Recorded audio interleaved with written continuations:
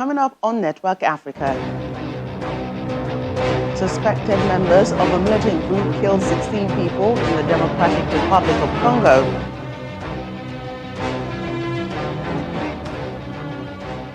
Then we take a look at how fighting in the DRC has impacted on the lives of its citizens.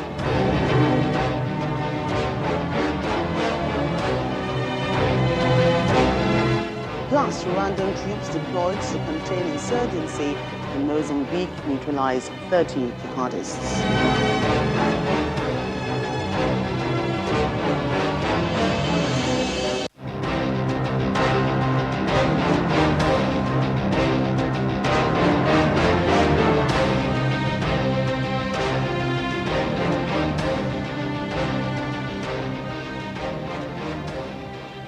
A warm welcome to the program. I'm Joke Rogers here in Lagos. We begin in the Democratic Republic of Congo, where suspected members of an Islamist militia group have killed 16 people as they were running from a weekly market. Among the dead were 6 women and a child. All of them were shot dead. The attack occurred on a highway between the towns of Moimoya and Chani, 40 kilometers from the city of Beni in North Kivu province, in the Oicha region, known as the hotbed of attacks by the Allied Democratic Forces, the deadliest of scores of armed militias roaming the mineral-rich eastern DRC. Back in March, the United States said the ADF, historically a Ugandan Islamist group that has holed up in the region since 1995, was linked to the Islamic State jihadist group. North Kivu and the neighboring province of Ituri have been placed under a so-called state of siege since May 6 to fight various armed groups which terrorize civilians. Meanwhile, more families are escaping fighting in the Democratic Republic of Congo, as Beni region, raising concerns over sufficient shelters there. More than 100,000 families who are moving to North Kivu remain in urgent need of a place to stay. The UNHCR says displaced families in the Democratic Republic of the Congo are in dire need of shelter after escaping violence in the east of the country.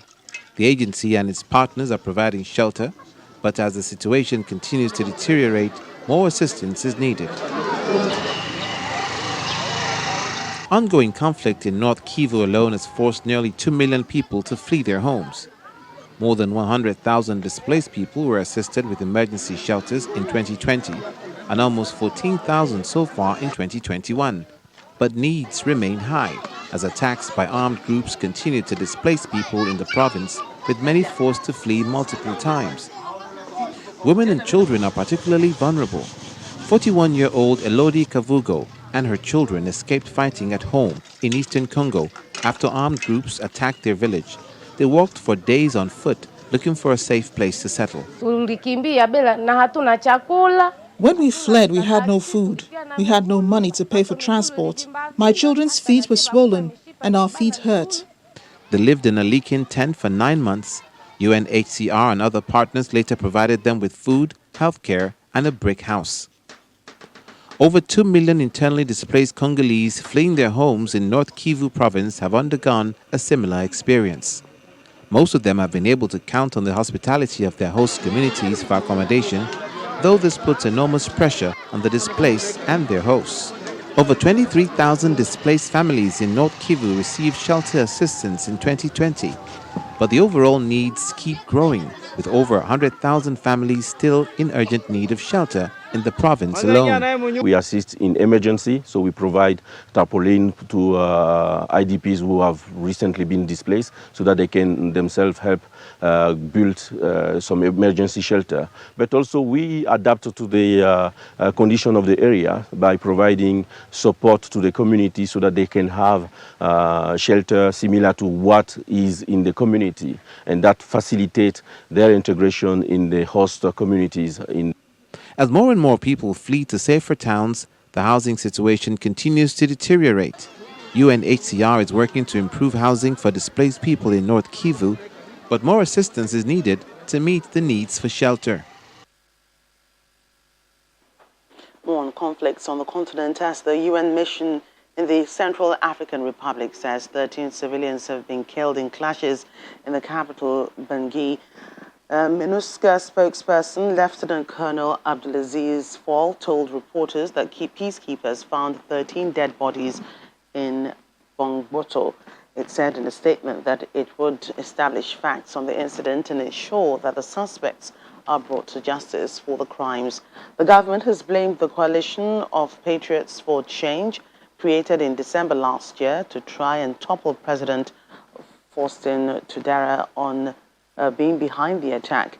The Central African Republic is the second least developed country in the world, according to the UN, and it suffers from the aftermath of a brutal civil conflict that erupted in 2013.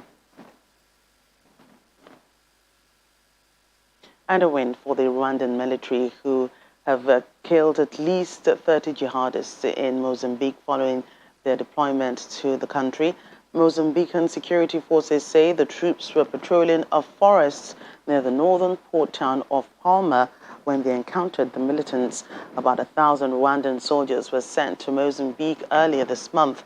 The Southern Regional Bloc, SADC, is also deploying troops, and Portuguese forces are helping to train the Mozambican army. Around 800,000 people have been displaced by the 4-year insurgency in Mozambique, and thousands of people have been killed. Here in Nigeria, the first 6 of 12 A-29 Super Tucano military aircrafts bought in the United States have arrived in the country. The planes are expected to provide a boost to the fight against insurgency and for silencing various armed groups. These 6 planes landed in the city of Kano, where they were received by the Defense Minister Bashir Magashi and other military chiefs. Nigeria has been grappling with insurgency groups that have raged for more than a decade, killing hundreds of people and displacing millions of others, mainly in the northeast. The remaining 6 A-29 Super Tucano aircraft are expected to arrive in the country by October. Let's get more on the security expert. David Otto joins us from London. Mr. Otto, thanks for joining us today. Thank you. So I want to begin with the expectations already placed on the arrival of these planes into Nigeria. They are to help in surveillance and, of course, airstrikes against insurgents and other criminals. Does this suggest that the military forces had not been operating at their fullest capacity? Yes, of course. I mean, this is the argument that was made before these aircraft, the others were placed in 2018. That's about 3 years down the line. These Super Tucano A-29 aircraft, are, of course, they're combat aircraft, essential in any kind of warfare. They're very good during the day, during the night, in very bad weather conditions. They would survive and maneuver. So I think it's essential that the Nigerian army has this in their toolbox. They've been used by U.S. special missions, successfully in different operations.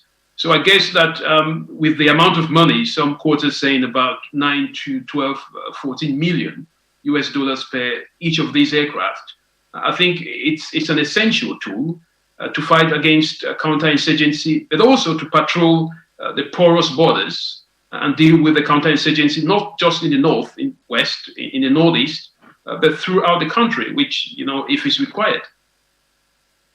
And so I've heard analysts on the issue of insecurity, even yourself, suggest a multidimensional approach in the fight against insurgency. But it's clear that the insurgents and bandit groups would not allow rehabilitation in any of the areas that they've attacked. How then can government go about implementing this approach?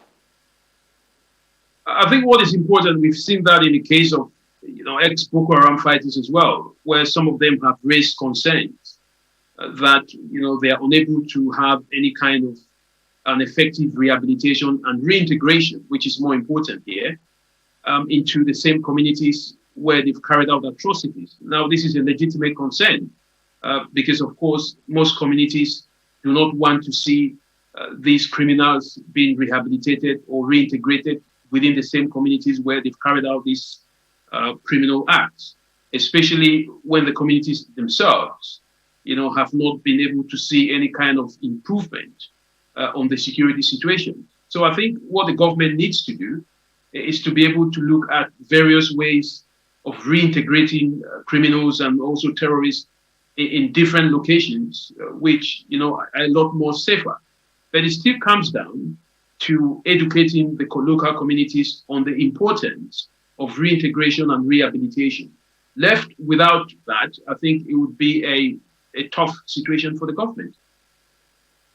And so let's talk about insurgency in the countries that, we've also mentioned today, the DRC, the Central African Republic, and of course, Mozambique. In Mozambique, the Rwandan forces have pummeled the jihadists. Should there be then more focus on military strategy and equipment? First of all, we've always said that military strategy is insufficient. We've seen cases, again, in Afghanistan, where the US had been there for 20 years. Nigeria has been fighting Boko Haram for more than a decade, using exclusively, but not exclusively, but hugely military approach. So, yes, the Rwandan intervention, which is a bilateral agreement between Rwanda and the Mozambican government, I think their intervention in the northern part of Rwanda is already, northern part of Mozambique in Cabo Delgado province, it's already yielding fruits. I mean, we've seen some successes in the district of Mueda, in Parma, also in Muidumbe, which is in the northern part, again, of the country. So I think it's important to always give some room for military intervention. But again, we know from experience that you still need to be able to deal with the reasons why people are joining these groups. So essentially, the terror triangle, which involves not just dealing with the capacity, which is, killing the jihadists, if I may use that word, but also dealing with the ideology and the reasons why people decide to join these groups. Now, that's a multidimensional approach there. Of course, consequences, to this crisis. Thousands have been displaced in these countries. Many have been displaced, have been placed in people's camps for years, some months. Is there any hope people can return to their homes in the near future? I think that's the danger of asymmetric warfare. If it's a long-term project. It's not something that you can really put a time on. I mean, again, we've seen the case of Nigeria, where a lot of internally displaced persons, but also refugees, have left their homes for decades, and they've not been able to return, even though there has been a recorded amount of military success. So, I mean, the advice we always give to states, if they can, is not to allow insurgent groups or terrorist organizations to kick off in the first place.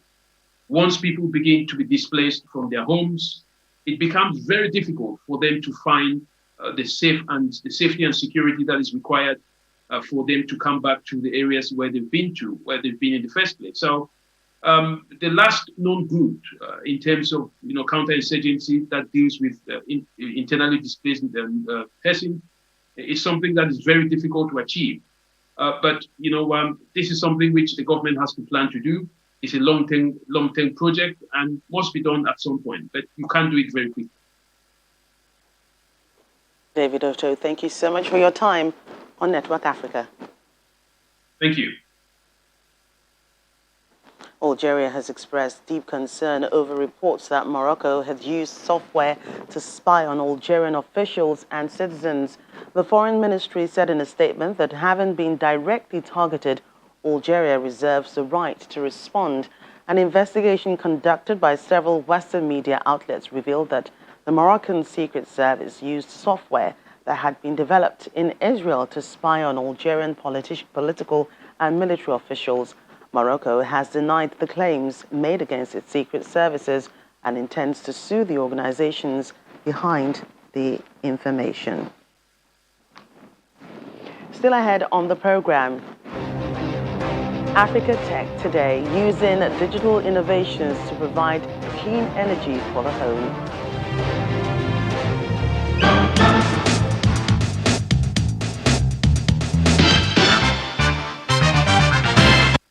Welcome back. A clean energy startup in Lagos is using digital innovations and a pay-as-you-go model to help low-income households switch from dirty fuel options to cooking gas. With its smart meters fitted into cylinders, the aim to make cooking gas easily accessible and safe for use. The Nigerian clean energy startup says it's on a mission to help low-income households switch from dirty cooking fuels to cooking gas. Data from the World Health Organization states that around 3 billion people cook using open fires or simply stoves fueled by kerosene, biomass and coal. And every year, close to 4 million people die from illnesses attributed to these inefficient cooking practices using polluting stoves. This lack of access to cleaner energy and more are some of the reasons Okweyemi Owosho and his team decided to get to work. Nigeria is a gas-producing country. There's about 197 trillion standard cubic feet of cooking gas, of natural gas in Nigeria. But coincidentally, Nigeria is still among the lowest consumer of LPG, also known as cooking gas, per capita head globally. I mean, so you have a situation where you have abundance of the natural resource and where consumption is actually low for cooking gas. By using digital innovations and a pay-as-you-go model, they aim to make cooking gas easily accessible to all households.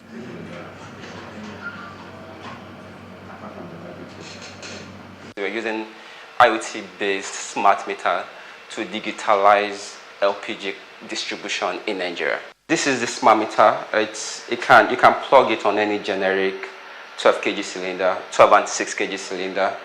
Once you plug in, you connect it to your stove, and there you are, you start to cook. And whilst you cook, it transmits data to you. You transmit data to you can track it via your mobile phone. You know gas you have left in your cylinder. You know gas you've used.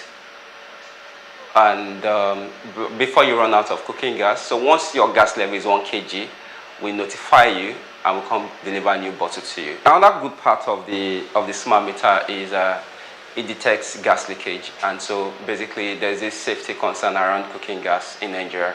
So by time, if there's leakage, gas leakage, it detects it. The transition from dirty fuels to cleaner energy for cooking is one move that has gained momentum in several parts of the country, and with the federal government seeking to ensure that the use of liquefied petroleum gas as cooking fuel grows to 90% in the next 10 years, this startup's vision to bring a new lease of life to the downstream sector might be achieved sooner than they envisioned.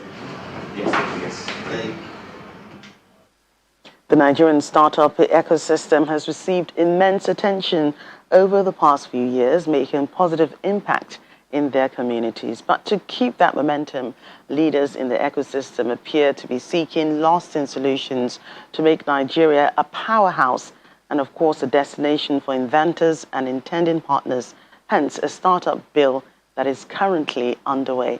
Joining us to discuss this further is Chizaram Ochiaga, Director at Founder Institute in Abuja. A warm welcome to the show. Thank you. I'm glad to be here. So does Nigeria really need a Startup Act? Yes, I believe we do. With the Act, the goal is to help create an enabling environment for startups and also to make government to be forward-thinking as regards their policies, because like we've seen, there's been a lot of policy flip-flops and it's affected so many sectors, ride-hailing, cryptocurrency, investments, technology companies, and things like that. So the Act is actually necessary to put things in order. Right. And assuming the bill is passed, what would it offer to Nigerians? So it will basically create a fair playing field for startups. So, and that way they will also get more investments. A few days ago, a startup on the Founder Institute program called me up, and he's like, he wants to register his company in the US because he has these investors that are considering investing in his company, but they just won't invest if he's a Nigerian registered company. So, and you see that play out a lot of times. So, a recent example too is with Chaka and other investment companies that enable you buy foreign stocks from your mobile phone. So they were banned in December last year, and then they had to start the process of engaging with government stakeholders, and then they eventually got the SEC to kind of pass some policies so they regulate them. And then, funny enough, a few weeks ago they got the regulation. I think about 3 days ago they got investment of about $1.5 million. So without an enabling playing field for these startups, a lot of money is going to just leave. And the funny thing is that Nigeria, Kenya, and South Africa are leading in the tech startup space, but Egypt is even on track to overtake Nigeria, and largely because we've not put the right policies in place. So once we do that, more money will come in. It's good for the economy, more jobs will be created. Like Paystack, for example, they were bought for over $200 million. They have over like 117 employees. So imagine having such powerhouses growing from the economy. You can have this our job and unemployment issue be solved pretty quickly. And Nigeria isn't the first country to explore this legislation, as you put there. What assurances are there that this one will reflect the country's present reality? Well, like you rightly pointed out, a number of countries have started doing that. So Senegal, Tunisia have set up their own startup bills. And funny enough, Ghana actually had a small business act that they did in 1981. Other countries like Botswana, South Africa did similar things, but sadly Nigeria doesn't have any such bill. So, but the approach that has been done is more or less called like a big tent approach, and it's more or less bringing the public and private sector together, the tech startup ecosystem, driving the charge, and making sure that government comes on board so the policies are well harmonized. So you don't wake up one day and then you just see a ban and then you're out of business. So that synergy is key to making this work. And without that synergy, it's going to be a huge problem for many startups coming up. Any recommendations to help grow the country's ecosystem into a powerhouse? Well, the government needs to play a key role. Obviously, the startups have a lot of grit. You see that playing out every day. So the number of them are doing pretty good work. So, but for the government to create an enabling environment, they just need to do pretty much, just few things. So if they set up a sandbox, so rather than just wake up and say, oh, no more Okada in Lagos or stuff like that, when you see startups coming up in a new sector that you don't have clearly defined rules, you can have a sandbox where you can have proper oversight of what's going on, and then start saying, okay, if this is the way it's going, we can set up this policy to regulate them. Then the next thing is the license fees should be startup friendly. If you go and put minimum requirements, capital requirements that are very scary, like a lot of fintech companies that want to come into this space are facing that now with some of the new regulations from CBN. So if you put proper fees that are startup friendly, it will really help the ecosystem to pick up. So those are the things we are canvassing for. And people like Ola, I know, from Ventures platform that's driving the startup bill, Ian, and quite a number of them are doing pretty good in that area. So we hope that the government really takes it serious this time, because they've actually started talks like this before, but we are really hopeful that this time it will go through. So the plan is to have this bill passed by October. So we are hopeful. Thanks again, Chizaram. You're welcome.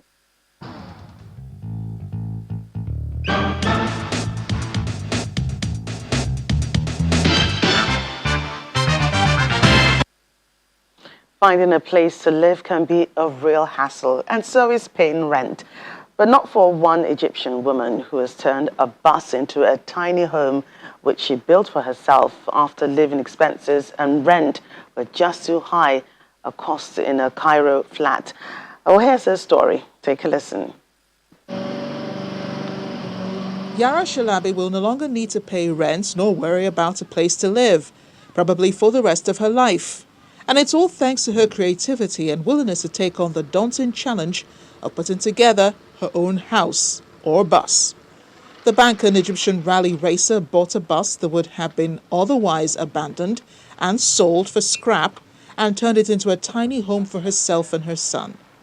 The challenge, however, was the construction, and with close to no models to replicate, she had to be creative. It's a mobile house that has every aspect of comfort. I made sure the design looked exactly like all the videos of houses I had showed my son when I was convincing him with the idea, because in the beginning he wasn't on board and he had concerns. I used to show him photos of similar houses that people built outside Egypt. He saw some photos that he liked and told me that if it were to look exactly like those, then he's on board.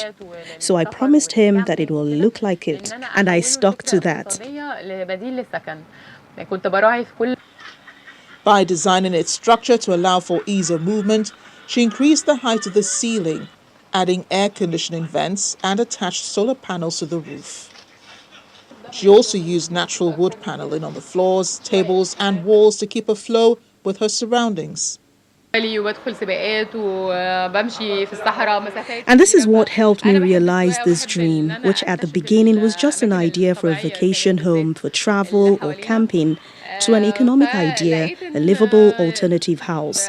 I made sure that all the design elements included comfort so that I didn't feel as though I had left my house, but instead I still live at home with my appliances in a smaller space. Yes, but at least it is my own. I'm not wasting my money on rent.